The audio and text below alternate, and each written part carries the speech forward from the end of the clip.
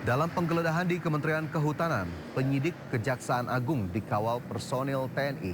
Mereka menyita satu kontak kontainer besar yang langsung dimasukkan ke dalam mobil. Hingga kini belum ada keterangan resmi dari Kejaksaan Agung terkait penggeledahan di kantor Dirjen Planologi Kehutanan Kementerian Kehutanan. Sebelumnya KPK menyatakan surat perintah penghentian penyidikan atau SP3 kasus dugaan korupsi izin tambang di Konawe Utara, Sulawesi Tengah terbit pada 17 Desember 2024. Kasus ini menyeret ex-Bupati Konawe Utara Aswad Sulaiman.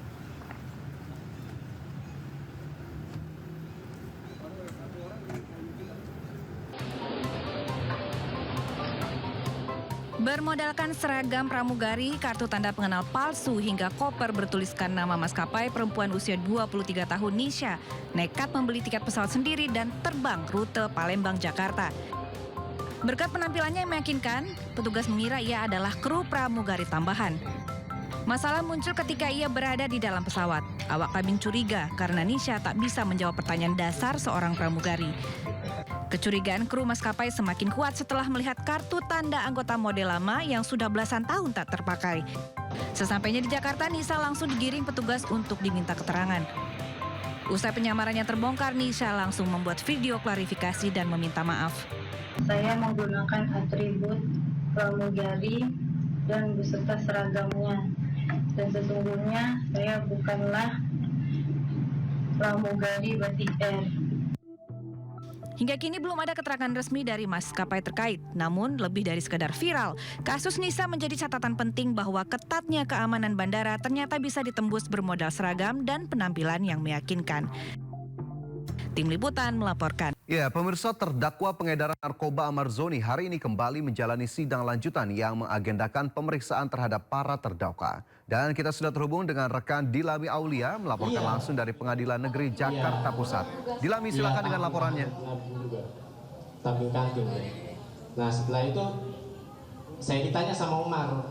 Ya, selamat siang Fajar dan juga pemirsa. Persidangan dari terdakwa sinetron Ahmad Zoni dalam kasus peredaran narkotika di rumah tahanan ini masih berlangsung di Pengadilan Negeri Jakarta Pusat, di mana pada siang hari ini untuk persidangan beragendakan terkait dengan mendengarkan pemeriksaan terhadap para terdakwa, di mana selain Ahmad Zoni ada sejumlah terdakwa lain. Yang pertama adalah Asep bin Sarikin, kemudian Ardian Prasetyo, Andi Nuali, Muhammad Rifaldi, dan satu orang lagi, yakni Ade Chandra, yang harus melakukan persidangan secara online di Nusa Kambangan, di mana kalau kita melihat kembali ya, memang kelima terdakwa ini sudah didatangkan dari Nusa Kambangan ke Jakarta, yakni Lapas 2 Jakarta, untuk melaksanakan sidang secara langsung di Pengadilan Pusat Jakarta, di mana kalau kita melirik kembali pada hari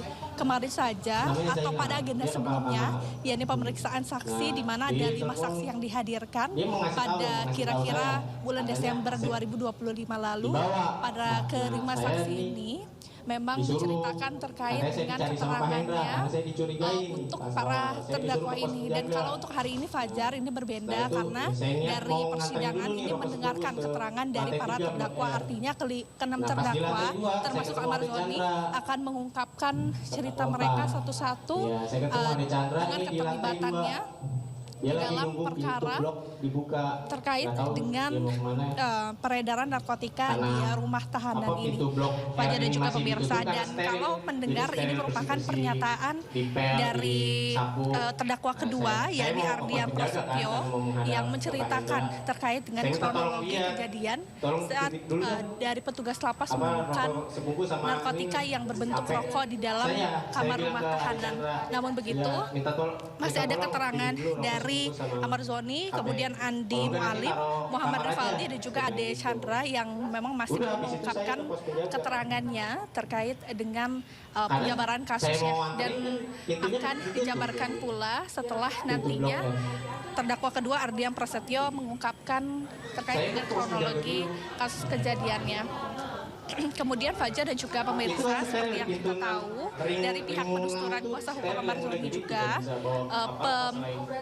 pelepasan atau pemindahan Amar Zoni dari Nusa Kambangan ke Jakarta ini difungsikan agar memudahkan dari para terdakwa ini untuk menghadiri persidangan secara langsung di PN Pusat.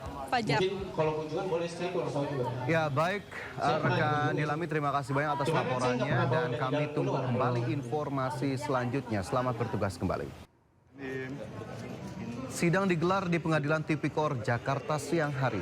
Sidang lanjutan ini, tim Jaksa Penuntut Umum akan membacakan tanggapan terhadap keberatan atau eksepsi dari terdakwa Nadiem Makarim dan penasehat hukum. Sebelumnya dalam eksepsinya, Nadiem membantah telah memperkaya diri sebesar 809,5 miliar rupiah lewat pengadaan Chromebook. Ia juga membantah ada pembahasan pengadaan Chromebook dalam 2 grup WhatsApp sebelum ia menjadi menteri. Nadiem Makarim terseret kasus dugaan korupsi pengadaan laptop Chromebook dan CDM periode tahun 2019-2022. Kejaksaan Agung menduga total kerugian negara akibat korupsi ini mencapai 2,1 triliun rupiah.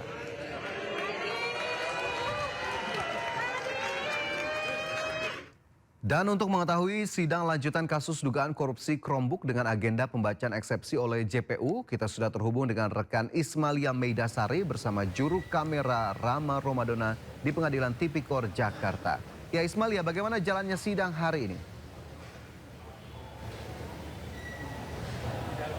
Ya, selamat siang Fajar dan juga pemirsa. Betul sekali, pada hari ini kita akan mengawal jalannya persidangan atau persidangan lanjutan kasus Nadiem Makarim, yang dimana pada hari ini kita akan mendengarkan tanggapan dari Jaksa Penuntut Umum menanggapi nota keberatan yang sudah disampaikan beberapa hari yang lalu oleh pihak Nadiem Makarim, yang dimana untuk sidang hari ini belum mulai dan akan dimulai pada pukul 1 siang yang sebelumnya dijadwalkan pada pukul 10 siang di Pengadilan Negeri Jakarta Pusat atau Pengadilan Tipikor, yang nantinya akan digelar di ruangan Prof. Hatta dan akan diketuai oleh atau akan dipimpin oleh Hakim Purwanto. Dan sebelumnya kita tahu, Fajar dan juga pemirsa, Nadiem Makarim ini didakwa setelah merugikan negara sebesar 2,1 triliun rupiah dan diduga juga atau didakwa memperkaya diri sendiri senilai 809,5 miliar. Dan pada dakwaan sidang atau pembacaan dakwaan beberapa hari yang lalu langsung disampaikan eksepsi atau nota keberatan oleh pihak dari Nadiem Makarim, yang mereka menolak bahwa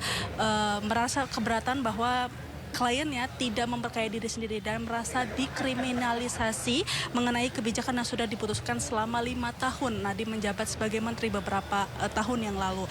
Dan juga Fajar dan juga pemirsa, nanti kita akan sama-sama mengawal jalannya persidangan. Dan selain persidangan tanggapan Jaksa Penuntut Umum dari kasus Nadiem Makarim ini, nantinya juga akan ada sidang 3 terdakwa lainnya, yakni Ibrahim, Mulyatsa, dan Sri. Nantinya akan digelar sidang pemeriksaan saksi yang sudah disiapkan oleh Jaksa Penuntut Umum. Kembali ke Anda, Fajar. Baik, terima kasih rekan Ismalia Meidasari bersama juru kamera Muhammad Fakih melaporkan langsung dari Pengadilan Tipikor Jakarta. Kami tunggu informasi terbarunya kembali dan selamat bertugas kembali.